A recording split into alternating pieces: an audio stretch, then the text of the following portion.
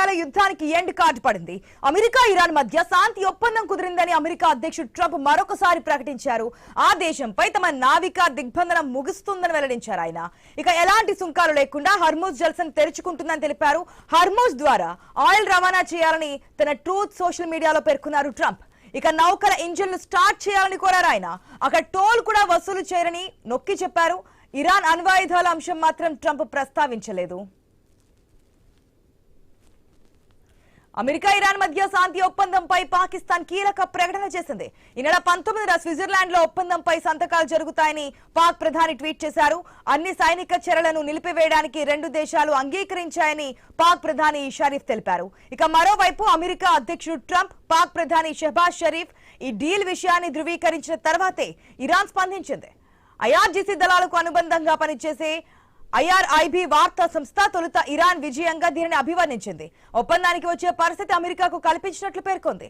ఆ తర్వాత supreme national council secretariat ఈ ఒప్పందాన్ని ధృవీకరించింది.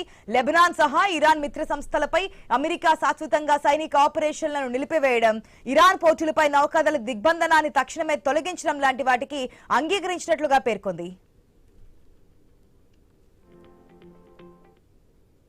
ఈ అవగాహన ఒప్పందంపై జూన్ 19వ తేదీన సంతకాలు జరుగుతాయని ఇరాన్ విదేశాంగ శాఖ ఉప మంత్రి కాజై గరిబాబాడి వెల్లడించారు. ఈ ఒప్పందం కోసం తొలి విడతగా 15 గంటల పాటు చర్చలు జరిగినట్లుగా వెల్లడించారు. ఇది తుది చర్చలు మాత్రం. ఈ డీల్లోని అంశాల అమలుపై ఆధారపడి ఉంటాయని ఇరాన్ చెబుతోంది. ఇక తాజాగా ఇరాన్ తో కుదిరిన ఒప్పందం రానున్న 50 ఏళ్లలో పశ్చిమాసియా మౌలిక స్వరూపాన్ని మార్చేస్తుందని అమెరికా ఉపాధ్యక్షుడు జేడీ వాన్స్ పేర్కొన్నారు. ఇరాన్ ఎప్పటికీ అణ్వాయుధాలు సంపాదించలేదన్నారు. జరగనున్న సంతకాల కార్యక్రమానికి ఎవరు వెళ్లాలన్న అంశంపై ట్రంప్ కార్యవర్గం ఆలోచనలు చేస్తున్నట్లుగా పేర్కొన్నారు. ఇక మరోవైపు అంతర్జాతీయ మార్కెట్లో ముడి చమురు ధర భారీగా తగ్గింది. బారెల్ క్రూడ్ ఆయిల్ ధర $84 పడిపోయింది. అమెరికా ఇరాన్ ఒప్పందంతో భారీగా తగ్గింది ధర. క్రూడ్ ఆయిల్ ధరలు మరింత తగ్గే అవకాశం కూడా కనిపిస్తోంది.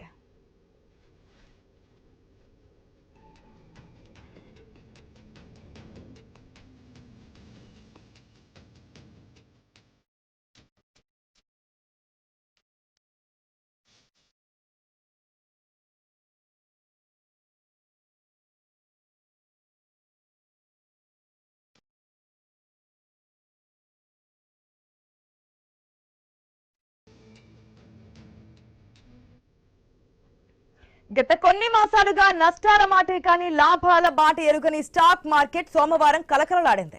అన్ని రకాల షేర్లు తారాజువల్లా పైకి ఎగిసిపడ్డాయి. నిఫ్టీ, సెన్సెక్స్, బ్యాంక్ నిఫ్టీల పాయింట్లు బాగా పెరిగాయి. దీంతో పెట్టుబడిదారులకు భారీ ఊట లభించింది. ఇరాన్తో యుద్ధం ముగించాలని అమెరికా నిర్ణయించడంతో అంతర్జాతీయంగా ఆర్థిక పరిస్థితులు మెరుగవుతున్నాయి. క్రూడ్ ఆయిల్ ధర కూడా తగ్గింది. విదేశీ ఇన్వెస్టర్లు కూడా మళ్లీ భారత స్టాక్ మార్కెట్ వైపు చూస్తున్నారు. కేంద్ర ప్రభుత్వం ప్రకటించిన తాజా ప్యాకేజీ కూడా ఈ పరిణామాలకు అదనపు ఆకర్షణ అయింది. మనం చూస్తున్నాం ఏదైతే పశ్చిమాసియాలో యుద్ధం ముగింపు దశకు ఇంకా 19 సంతకాలు ఒకటే ఉంది. ఇటు అమెరికా కావచ్చు, అటు పక్క ఇరాన్ కావచ్చు, పాకిస్తాన్ కావచ్చు, చర్చలు సఫలమయ్యాయి. ఇక యుద్ధం ముగిసినట్టే అని చెప్పి ప్రకటించడంతో భారీ లాభాలు స్టాక్ మార్కెట్లో అయితే దూసుకుపోతున్నట్టు తెలుస్తోంది. మనతో మాట్లాడిన శ్రీరామచంద్రమూర్తి గారు ఉన్నారు, stock analyst. Good morning sir. Good morning అండి. శ్రీరామచంద్రమూర్తి గారు, ఇది ఇట్లా కంటిన్యూ అవుతుంది అనుకోవచ్చా? 19th వరకు సంతకాల సేకరణ కూడా పూర్తవుతుంది అంటున్నారు. సో ఒక కొలిక్ వచ్చినట్టేనా? యాక్చువల్గా డీల్ వచ్చినట్టు, ఎందుకంటే ఇరాన్ కూడా ధృవీకరించడంతో ఇది ఒక మంచి డీల్ వర్కౌట్ అయింది. ప్రపంచం మొత్తానికి కూడా ఎదురు చూస్తున్న శాంతి ఒప్పందం ఇది. ఎందుకంటే ఆయిల్ సంక్షోభం చాలా కంట్రీస్ లో వచ్చాయి, మనకు కూడా చాలా ఎఫెక్ట్ అయ్యాయి.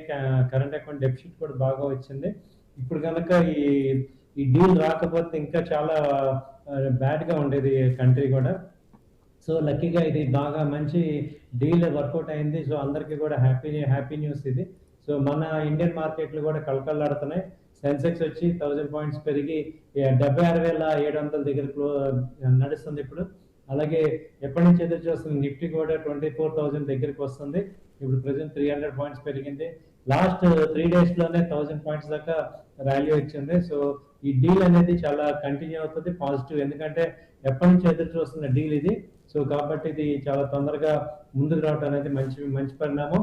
సో అలాగే అన్ని స్టాక్స్ కూడా బాగా పెరుగుతున్నాయి. సో మేజర్ గా చూసుకుంటే ఆయిల్ రిలేటెడ్ కంపెనీ స్టాక్స్ అన్ని కూడా బాగా పెరిగినాయి. అలాగే వాటిల్లో 2 వీలర్స్ అయితే ఐషర్ మోటార్ కానీ, దాదాపు మారుతి, M&M ఆటోమొబైల్స్ అన్ని కూడా బాగా పెరిగినాయి. సెక్టర్స్ చూసుకుంటే hero motor, TVS motor, escorts ఇవన్నీ బాగా పెరిగినాయి. అలాగే ఈ ఆయిల్ రిలేటెడ్ వచ్చి ఏషియన్ పెయింట్ కానీ, సిఎట్ కానీ, టైర్ కంపెనీస్ అన్ని కూడా బాగా పర్ఫామ్ చేస్తున్నాయి. అలాగే బ్యాంకింగ్ స్టాక్స్, ఫైనాన్స్ స్టాక్స్ కూడా బాగున్నాయి.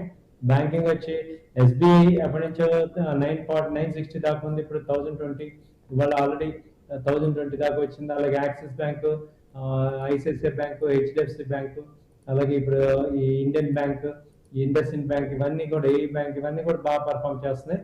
సో అలాగే